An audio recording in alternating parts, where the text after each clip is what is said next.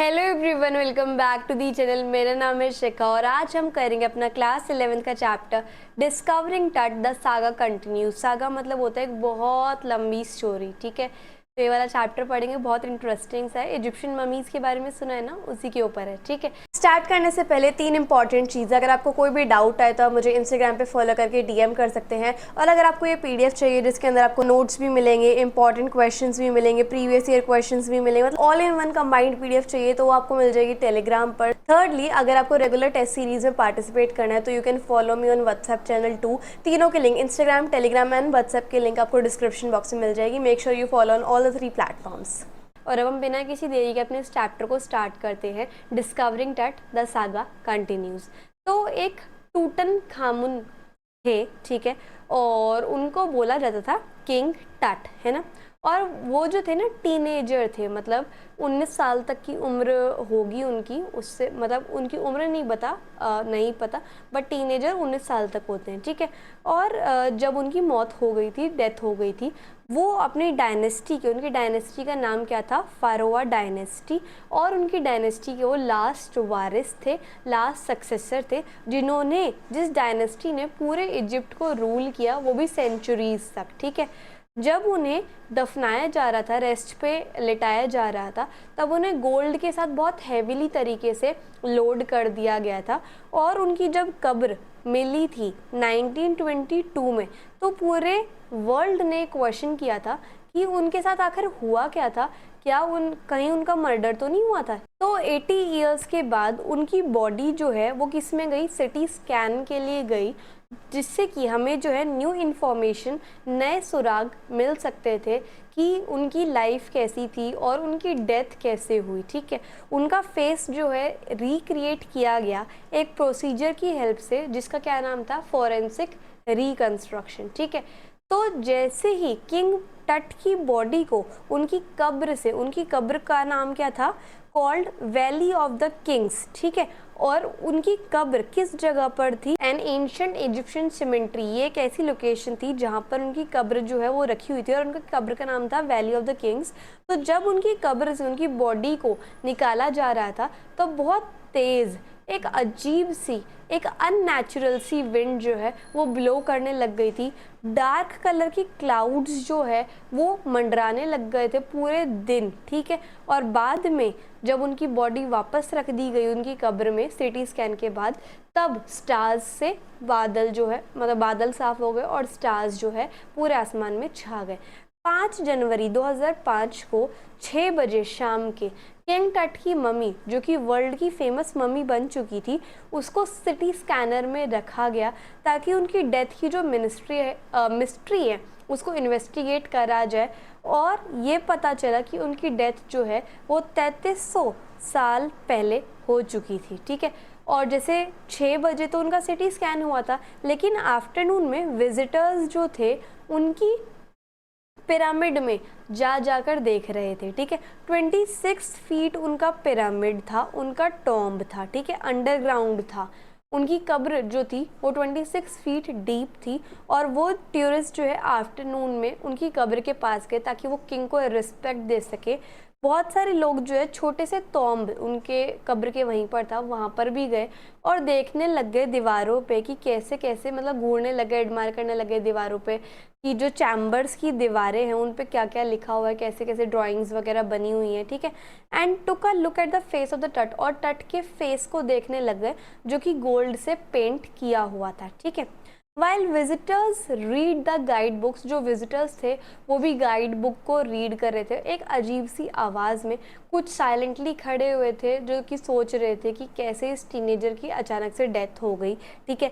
They might also be wondering, वो ये भी सोच रहे थे कहीं जैसे हम किंग टट की मम्मी का सिटी स्कैन कर रहे हैं तो कहीं हमें फारोआ डायनेस्टी का श्राप तो नहीं लग जाएगा।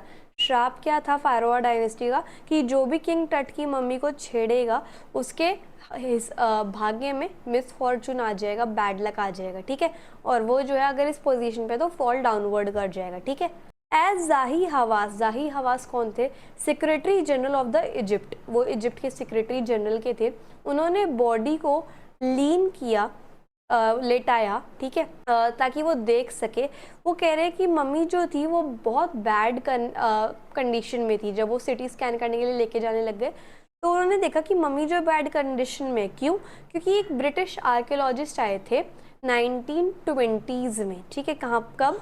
1920s में। और उन ब्रिटिश आर्कियोलॉजिस्ट का नाम क्या था? Hovered quarter. उन्होंने किंग टट का जो टॉम्ब है वो 1922 में खोजा था, बहुत लंबे टाइम के बाद। और जो किंग टट का बहुत अच्छा सा वैल्यूएबल ख़जाना था उसको भी एक्सप्लोर किया, लेकिन आज हम देखें तो वो ख़जाना वैसे का वैसे चोरी नहीं हुआ, ठीक है। तो जो किंग टट की ग्रेव में, कब्र में ट्रेजर मिला था, ख़जाना मिला था, वो आज तक की डेट का बहुत रिच ख़जाना था। और उसे and has to be known as, और उसको जो है फारोआ लेजेंड के नाम से बुलाया गया, ठीक है। It has artefacts. आर्टिफैक्ट्स ऐसा ऑब्जेक्ट होता है जो कि इंसानों ने बनाया हुआ है। तो किंग टट की कब्र में गोल्ड का काफ़ी सारे आर्टिफैक्ट्स है जो कि इंसानों ने ही बनाए हुए थे। बहुत गोल्ड, बहुत ब्यूटीफुल थे और आज भी एकदम नए जैसे लग रहे थे। तो उनके आर्टिफैक्ट्स जो थे वो अटेंशन जो है वो पाते हैं, ठीक है। अब किंग टट को दफनाया गया था डेली यूज़ की चीज़ों के साथ, जैसे कि एक ब्रॉन्ज से बना हुआ रेज़र, गेम्स, लाइनन के अंडरगारमेंट्स, बॉक्सेस ऑफ फूड के बॉक्सेस, वाइन, ताकि वो अपनी अगली ज़िंदगी में उसको यूज़ कर सकें। अब जो कार्टर थे, जो ब्रिटिश आर्कियोलॉजिस्ट थे, उन्होंने ट्रेजर को रिकॉर्ड किया। उन्हें कई महीने लगे ताकि वो उस ट्रेजर को रिकॉर्ड कर सके जो कब्र में पाए गए थे।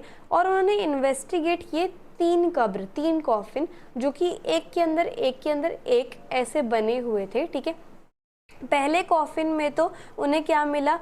काफ़ी एक पीस ऑफ क्लॉथ, एक कपड़ा जिसके अंदर गार्लेंड्स थी, मालाएं थी, विलो नाम के फूल की, ऑलिव लीव्स थे, वाइल्ड सेलेरी थी, लोटस के पेटल थे और कॉर्नफ्लावर थे। तो इसका मतलब ये हुआ है कि उनकी जो बॉडी है वो कब दफनाई थी? अप्रैल या फिर मार्च के महीने में, ठीक है। तो जैसे ही वो तीसरे कॉफिन की तरफ पहुँचे वो ट्रबल में आ गए। जो टट की बॉडी थी वो बहुत हार्डन हो गई है क्योंकि उस पर रेजन लगे हुए थे, जैसे चिपकीला पदार्थ नहीं होता, फेविकॉल जैसा। बॉडी एकदम सीमेंटेड हो गई थी और वो कब्र से निकल ही नहीं रही थी, ठीक है। और कब्र जो है वो गोल्ड का बना हुआ था, ओके।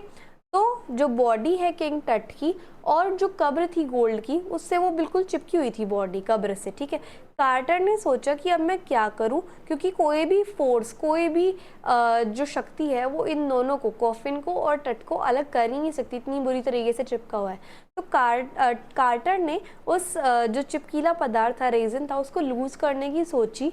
कैसे? ताकि मतलब किंग टट की बॉडी को उन्होंने हॉट सन के अंदर रख दिया 149 डिग्री फ़ारेनहाइट की हीट पर काफ़ी घंटों तक, लेकिन वो फिर भी बॉडी जो है चिपकी रही उससे, कब्र से, ठीक है। उन्होंने रिपोर्ट किया कि चाइजल, एक टाइप का चाकू होता है, उसकी वजह से उसको यूज़ किया जा सकता है ताकि मम्मी को कट किया जाए, हाथ पैर उनके कट किया जाए, ठीक है।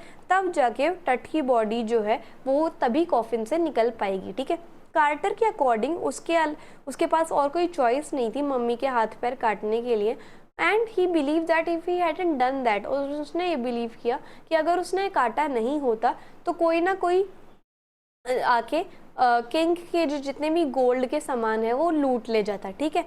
ड्यूरिंग टट के टाइम पे जो रॉयल पीपल थे वो बहुत अमीर हुआ करते और उनका ये बिलीव हुआ करता कि डेथ के बाद भी जो किंग की संपत्ति है वो उसके साथ ही जाएंगी, ठीक है। For his life after the death के बाद जो लाइफ है तो उसको अच्छे से जीने के लिए उसके साथ क्या क्या रखा गया था किंग टट के साथ?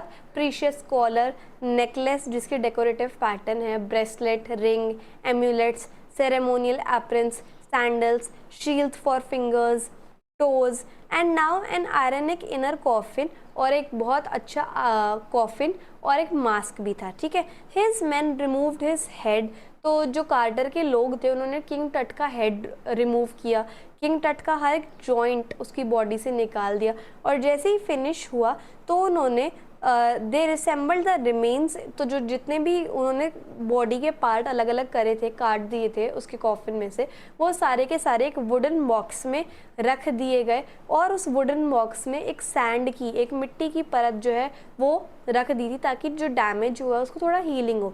अब किंग टट जो है वो कब्र से एक वुडन बॉक्स में आ गए थे। In the past few decades, पिछले कई दशकों में आर्कियोलॉजी जो है वो चेंज हो चुकी है। पहले तो वो ये देखती थी कि पहले कितना गोल्ड है, कितना ट्रेजर है, लेकिन अब वो जो है फोकस करने लग गई थी लाइफ के ऊपर कि इनकी लाइफ कैसी रही होगी और डेथ की मिस्ट्रीज पर। ठीक है, अब जो है वो ज़्यादा एडवांसमेंट हो चुके हैं, मेडिकल टेक्नोलॉजी काफ़ी एडवांस हो चुकी है, नए नए टूल्स आ चुके हैं रिसर्च के लिए। 1968 में एक एनाटॉमी प्रोफेसर ने किंग टट की बॉडी को एक्सरे भी किया था और ये देखा था कि उनके जो आगे के लिम्स हैं, हाथ पैर हैं और जो ब्रेस्ट बोन है वो मिसिंग है। ठीक है, now with the advancement of technology, जैसे एडवांसमेंट हो चुकी है टेक्नोलॉजी की, तो जो सिटी स्कैन है या फिर कंप्यूटर टोमोग्राफी है वो पूरी बॉडी की एक वर्चुअल इमेज बना सकती है। इस टेक्नोलॉजी की हेल्प से किंग टट की बॉडी को स्कैन किया गया था ताकि उनकी लाइफ से जुड़े हुए सवालों के जवाब हमें मिल सके कि कैसे उनकी मृत्यु हुई थी और वो कितने साल के थे जब उनकी डेथ हुई थी। ठीक है, अब उनकी जो डेथ हुई थी तो ये रॉयल्स के लिए एक बहुत बड़ा शॉक था क्योंकि वो अपनी डायनेस्टी के, अपनी फैमिली के लास्ट वारिस थे और उनकी डेथ मतलब कि डायनेस्टी का भी एंड हो गया। ठीक है, however what happened after his death, उनकी डेथ के बाद क्या हुआ वो आज भी क्लियर नहीं है, हिस्टोरिकल रिकॉर्ड में नहीं है। ठीक है, टट के जो फादर थे और ग्रैंडफादर थे यानी कि एमेनहोटेप III, वो बहुत पावरफुल फारोआ थे जिन्होंने 40 साल तक रूल किया था। और फिर एमेनहोटेप III के बाद उनके बेटे एमेनहोटेप IV आए उनकी गद्दी पर। ठीक है, और वो इजिप्ट की हिस्ट्री का बहुत अजीब सा पीरियड था। उन्होंने क्या किया, उन्होंने प्रमोट किया वर्शिप ऑफ एटन। एटन कौन थे? सन। ठीक है, तो ही चेंज हिज नेम, उन्होंने जैसे उनका नाम पहले एमेनहोटेप IV था, उन्होंने अपना नाम जो वो क्या रख दिया? एखेनेटन। ठीक है, क्या रख दिया? एखेनेटन, मीनिंग सर्वेंट ऑफ द एटेंस, कि हम एटन के यानी कि सन के सर्वेंट है, और उन्होंने अपना नाम भी चेंज कर लिया। ठीक है, उसके बाद एक इजिप्ट में रिलीजियस कैपिटल थी, कहाँ थी? थेबिस में। वो एक नई सिटी कहाँ पर शिफ्ट कर दी उन्होंने रिलीजियस कैपिटल की? अब न्यू सिटी ऑफ एनेखेटन, जिसको हम अमरना बोलते थे, वो जो है रिलीजियस कैपिटल बन चुकी है। ठीक है, फर्दर ही अटैक्ड अमुन, उसके बाद उन्होंने अमुन को अटैक किया। किसने? एमेनहोटेप IV ने। एक गॉड थे अमुन, और उनकी सारी इमेजेस को डिस्ट्रॉय कर दिया, उसके सारे टेम्पल्स को बंद कर दिया। रे जॉनसन जो कि शिकागो यूनिवर्सिटी के डायरेक्टर है, उन्होंने कहा it must have been a bad time for the empire, कि ये जो है एम्पायर के लिए एक बैड टाइम था। As the family who ruled for the centuries came to an end, कि जो फैमिली जिसने इतने सालों तक इजिप्ट को रूल किया वो अब एंड आ चुकी है, और जो एखेनेटन था यानी कि एमेनहोटेप IV था वो भी अब एक अलग डायरेक्शन में और डायरेक्शन में आ चुका है। ठीक है, अनदर मिस्टीरियस रूलर, एक और रूलर आए एमेनहोटेप IV के बाद, एमेन खारे, उन्होंने वो भी, उनकी भी जल्दी मृत्यु हो गई। उसके बाद आए फिर हमारे किंग टट यानी कि टूटनखामुन, वो फिर गद्दी पर बैठे और उन्होंने 9 सालों तक रूल किया। वो एमुन जैसे पहले पुरानी परंपरा से वर्शिप होते आ रहे थे, उन्होंने ओल्ड वेज में ही एमुन को वर्शिप किया, गॉड एमुन को, और फिर उनकी अचानक से मिस्टीरियस तरीके से मौत हो गई। टट की जो ममीज़ हैं वो इजिप्ट की फेमस ममीज़ में से एक हैं। Whereas until now with the help of Egyptian mummy project, एक इजिप्शियन ममी प्रोजेक्ट स्टार्ट हुआ था 2003 में, जहाँ पे 600 से भी ज़्यादा ममीज़ को रिकॉर्ड किया गया है। किंग टट की ममी पहली ऐसी ममी थी जो कि सिटी स्कैन के अंडर जा रही थी। ठीक है, और उसके बाद कौन सी मशीन थी? वो एक ऐसी मशीन थी, स्कैनिंग मशीन, जो किसने डोनेट की थी? नेशनल जियोग्राफिक सोसाइटी और सेमेंस ने। ठीक है, एंड सेमेंस ने। अब जो सिटी स्कैन था उसने टट की बॉडी को स्कैन किया और 1700 डिजिटल एक्सरे क्रॉस सेक्शंस में निकाले। किंग टट का जो हेड था तो वो कब कितना स्कैन किया गया था? 0.6 mm स्लाइस उसके हो रखे थे, और छोटी छोटी डिटेल्स जो है वो रिकॉर्ड की गई थी सिटी स्कैन में। ठीक है, जो रिजल्टिंग इमेज थी वो बहुत स्ट्रेंज थी। तो जो टीम थी रेडियोलॉजी, फोरेंसिक और एनाटॉमी एक्सपर्ट्स की, उन्होंने स्टार्ट किया कि कब्र के क्या क्या सीक्रेट्स थे, और उन्होंने ये बताया कि कब्र को यानी कि ग्रेव को प्रोटेक्ट किया जा रहा था फ्लाइंग गॉडेस के द्वारा बहुत लंबे टाइम से, ये उन्होंने खोज की थी। तो नाइट के दौरान, ठीक है, जब के दौरान जो वर्कमैन थे, जैसे ये उनका पिरामिड है, यहाँ पर एक रैंप लगाया गया, ठीक है, तो वर्कमैन जो थे अपना एक ऐसा ट्रक लेके, कार्टर लेके ऐसे यहाँ पे आ रहे थे और फिर मम्मी को यहाँ पे निकाला हुआ था। इस तरीके से प्रोसेस होगा, अभी बताती हूँ। Workman climbed up on the ramp, workman जो थे वो रैम्प के ऊपर चढ़े और स्टेयर्स के ऊपर भी चढ़े, ताकि to carry the body from the tomb, ताकि उन्होंने जो कब्र से बॉडी निकाली हुई थी वो कैरी कर सके in to the spinning sand outside. They rose the body on to a lift and then into a trailer. सबसे पहले तो उन्होंने बॉडी को एक लिफ्ट में रखा, उसके बाद उनका एक ट्रेलर था, एक ऐसा ऑब्जेक्ट, मतलब एक ऐसा डब्बा सा था, उसके अंदर उन्होंने बॉडी को फिट किया, जहाँ पर स्कैनर जो है रखा हुआ था, ठीक है, ट्रेलर के अंदर जो है स्कैनर रखा हुआ था। After 20 minute 2 man rain towards the office near by two bring 2 fan. उसके बाद ऑफिस में गए 2 लोग, भागे भागे वहाँ से 2 पंखे लेके आए। स्कैनर जो थे वो अच्छे से काम नहीं कर पा रहा था, क्योंकि सैंड लगी हुई थी, काफ़ी ज़्यादा रेत लगी हुई थी बॉडी में, और कूलर फैन में जो है वो रेत जो है चला गया था, तो इसलिए सिटी स्कैन अच्छे से काम नहीं कर पा रहा था। तो गार्ड ने जोक किया कि कहीं हम सिटी स्कैन इसी वजह से तो नहीं कर पा रही, क्योंकि फारोआ डायनेस्टी का कर्स है, श्राप है कि कोई भी अगर बॉडी के साथ छेड़खानी करेगा तो उसके ऊपर मिस फॉर्चून आ जाएगा। तो जैसे ही फैंस ने वर्किंग करनी स्टार्ट कर दी, सिटी स्कैन हो गया, डाटा को चेक किया गया, ठीक है, और टेक्नीशियन ने बॉडी को दोबारा से रिटर्न कर दिया कॉफिन में, ठीक है। 3 घंटे के अंदर अंदर जो किंग टट हैं वो सिटी स्कैन होके वापस उसी जगह आ गए जहाँ पर पंडितों ने उन्हें दफनाया था, ठीक है।